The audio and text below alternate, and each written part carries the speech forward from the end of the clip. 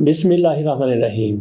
भारत की तरफ से पाकिस्तान के साथ जो कुछ किया गया पहलगाम को लेके, अभी उसकी धूल पूरी तरह से बैठी नहीं है। गो के भारत को शिकस्त फाश दी जा चुकी है।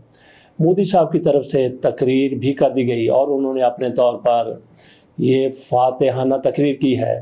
उधर पाकिस्तान की तरफ से, पाक फ़ौज की तरफ से ऐलान किया गया है कि हमने जो ऑपरेशन शुरू किया था, भारत की तरफ से उसको नाम दिया गया था सिंदूर ऑपरेशन, और पाकिस्तान की तरफ से उसके जवाब में जारी किए गए, लॉन्च किए गए ऑपरेशन को नाम दिया गया था ऑपरेशन बनियानुल मरसूस। तो इस ऑपरेशन की तकमील हो गई है। बाकायदा ऐलान किया गया है कि पाकिस्तान की तरफ से इस ऑपरेशन की तकमील फतेह मुबीन के साथ हो गई है। पाकिस्तान को अल्लाह ताला ने इसमें फतेह मुबीन दी है। बहुत बड़ी वाज़ेह किस्म की भारत पर अल्लाह ताला ने फतह दी है। तो इस ऑपरेशन की तकमील हो गई और इस दौरान जो कुछ भी हुआ 22 अप्रैल से लेके आज तक, कल तक, उसको नाम दिया गया है मार्काए हक का। और पाकिस्तान ने मार्काए हक को, बातल को जीत लिया, सर कर लिया। और ये सारा कुछ किसी एक बंदे की वजह से नहीं, बल्कि अल्लाह ताला की करम नवाजी, अल्लाह ताला के करम, अल्लाह ताला के फजल, अल्लाह ताला की मेहरबानी से सारा कुछ हुआ। और उसके बाद फिर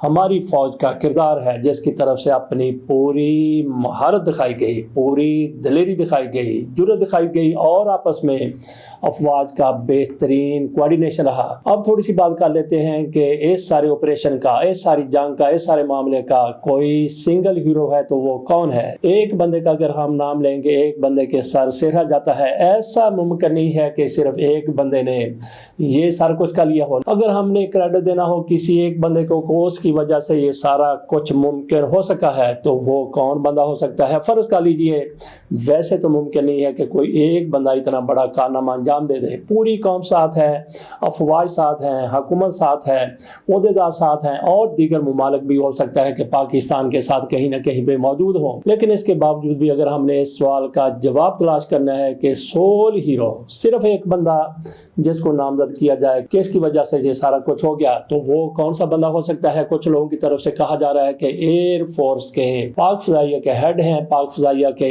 सरबराह हैं, और कुछ लोगों की तरफ से कहा जाता है कि ये जनरल आसिम मुनीर का कारनामा है, और कुछ लोगों की तरफ से किसी और को क्रेडिट दिया जाता है। लेकिन हमें एक भी बंदा ऐसा नहीं मिला जो ये कह दे कि ये क्रेडिट है जमहूरी हुकूमत का, हमारे शहबाज शरीफ साहब का, क्योंकि सबको पता है कि ये कितनी हैसियत रखते हैं, कितनी अहमियत रखते हैं। औकात की हम बात नहीं करते क्योंकि वो इनके लिए लफ्ज़ बहुत ही मायूब हो जाएगा। इख्तलाफात आपके किसी के साथ सियासी हो सकते हैं या किसी भी नौयत के हो सकते हैं, लेकिन हकीकत ये है कि एक बंदा जिसकी तरफ से ये सारा कुछ किया गया था वो हैं जनरल आसिम मुनीर। ये कैसे कहा जा सकता है, क्योंकि उनका अगर सीनियरिटी लिस्ट मुरतब की जाए तो उनका दूसरा नाम आता है सबसे पहले साहिर शमशाद मिर्ज़ा, और उसके बाद सीनियरिटी में फिर जनरल आसिम मुनीर साहब आते हैं। तो कैसे कहा जा सकता है कि उनकी वजह से ये सारा कुछ हुआ है और सोल हीरो वही करार पाते हैं। पाकिस्तान में आप हकीकत को मद्देनज़र रखिए, जिसको कहते हैं ग्राउंड रियलिटी, उसको देखिए तो पाकिस्तान में ताकत का मरकज़ कौन है, जायज़ है या नाजायज़ है, उसकी आप हमायत करते हैं या मुखालफत करते हैं। लेकिन इसमें कोई शक वाली बात नहीं है कि पाकिस्तान में आर्मी चीफ गो के वो सबसे सीनियर जर्नल नहीं होता, उसके ऊपर भी एक जॉइंट सर्विस का जर्नल बैठा होता है। इसके बावजूद भी ताकत का मंबा, ताकत का मरकज आर्मी चीफ होता है। उसने सारे बड़े बड़े फैसले करने होते हैं, उसी ने कोऑर्डिनेशन करना होता है दीगर अफवाज के साथ, जबकि ये काम होना चाहिए जॉइंट सर्विसेज के चीफ का। लेकिन पाकिस्तान में चूंकि इख्तियार मुर्तकज़ है कहाँ पे, आर्मी चीफ के पास, और उन्हीं की तरफ से कोई भी आर्मी चीफ होता उसी ने ये फैसले करने थे। और आजकल इत्तेफाक से कह लें या जो भी है, जनरल आसिम मुनीर पाकिस्तान के आर्मी चीफ हैं और उनकी तरफ से सारा कुछ ये किया गया कि किस तरह से हमला करना है, कब हमला करना है, किस किस को ऑन बोर्ड करना है, किसके साथ मुशावरत करनी है, किसकी बात माननी है, किसकी बात को दरखोरे इतना नहीं समझना, और किसको कहना है कि इस तरह कर लो, किसको कहना है कि इस तरह ना करो। ये सारा कुछ उनकी तरफ से किया गया और ज़बरदस्त तरीके से किया गया। तमाम सियासी हवाले से हो सकता है कि तहरीक इंसाफ जैसी पार्टियों को उनके साथ बहुत ज़्यादा तहफ़्फ़ुज़ात हों, लेकिन हकीकत ये ہے کہ انہی کی وجہ سے یہ سارا کچھ ہوا ہے، اور پاکستان نے سر کیا ہے مار کا، بہت بڑا مار کا ہے، حق و باطل پاکستان نے سر کیا اللہ تعالیٰ کی کرم نوازی سے۔ جیسا کہ ہم نے کہا کہ سول ہیرو کی بات کی جائے تو پھر سول ہیرو جنرل عاصم منیر ہی بنتے ہیں موجودہ حالات میں۔ اب کرتے ہیں اس سے اگلی بات، جیسا کہ پوری دنیا کو پتہ چل گیا کہ کس طرح سے پاکستان نے بھارت کو شکست دی، اس میں کوئی شک والی بات نہیں ہے، پوری دنیا جان گئی ہے۔ پاکستان میں بھی بچہ بچہ یہی کہتا ہے، انڈیا میں بھی یہی آوازیں اٹھ رہی ہیں، لیکن وہاں پہ عجیب صورتحال ہے، بھارت ہار گیا، اس میں کسی شک والی بات نہیں ہے۔ بھارت ہار گیا، بھارت کو شکست فاش ہوئی ہے، بدترین شکست ہوئی ہے، لیکن مودی سرخرو ہوئے ہیں۔ یہ کیا بات ہوئی کہ بھارت ہار گیا، جس کا ملک ہے وہ ملک ہار گیا، لیکن جو اس کا وزیر اعظم ہے وہ کیسے سرخرو ہو گیا، وہ کیسے جیت گیا؟ ہاں بالکل، مودی کا ایجنڈا، ذاتی ایجنڈا، وہ جیت گیا۔ وہاں پہ کیسے جیت گیا؟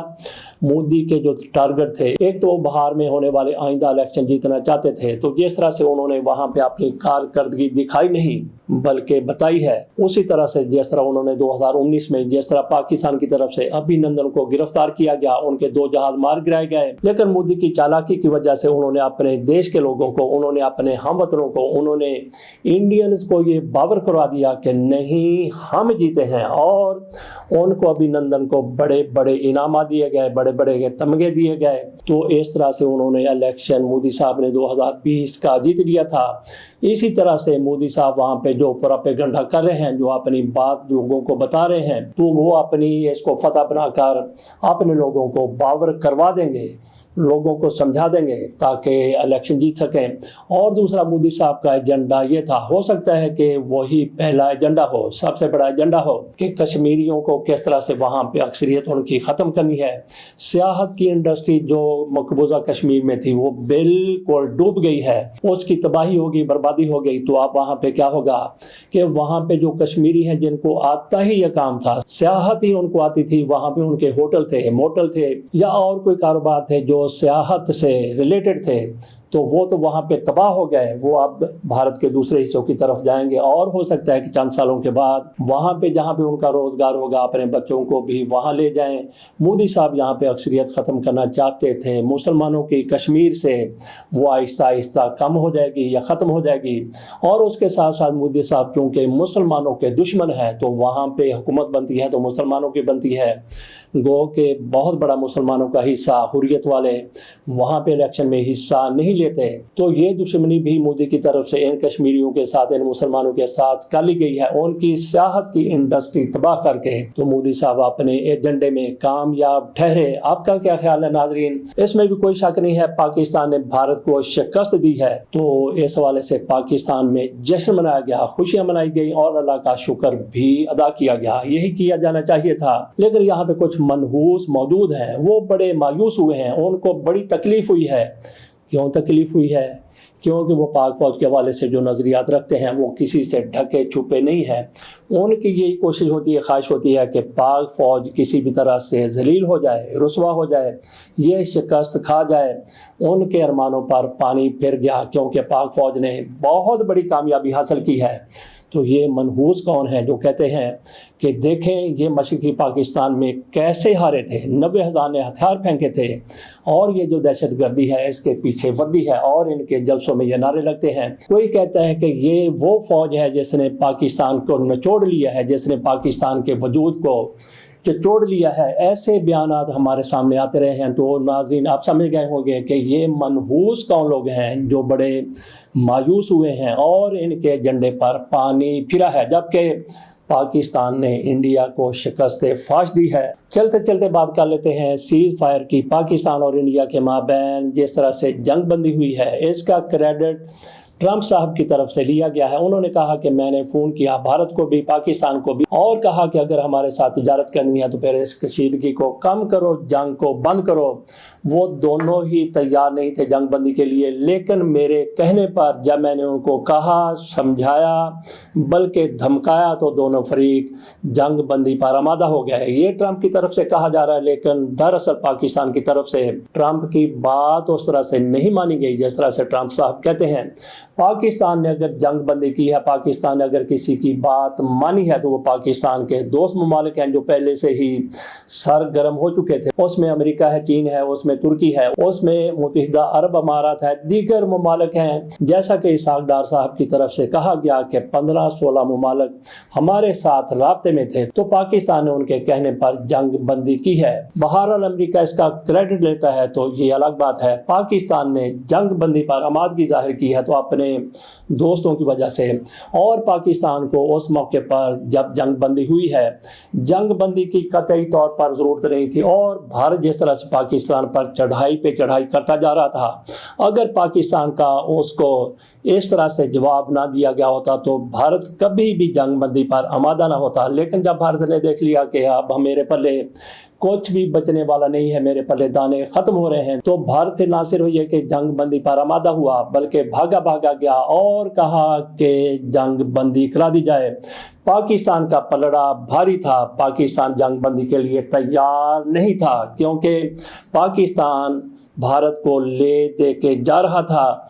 तो पाकिस्तान ने अपने दोस्तों का रिगार्ड किया, दोस्तों की तरफ से कहा गया, तो पाकिस्तान ने जंग बंदी पर आमादगी जाहिर कर दी। और ये वही रात है जब पाकिस्तान की तरफ से नेशनल कमांड अथॉरिटी का इजलास तलब कर लिया गया था, और अमेरिका तक ये बात पहुंच गई थी कि पाकिस्तान की नेशनल कमांड अथॉरिटी का इजलास बुला लिया गया है। और ये वही नेशनल कमांड अथॉरिटी है जो फैसले करती है न्यूक्लियर के हवाले से।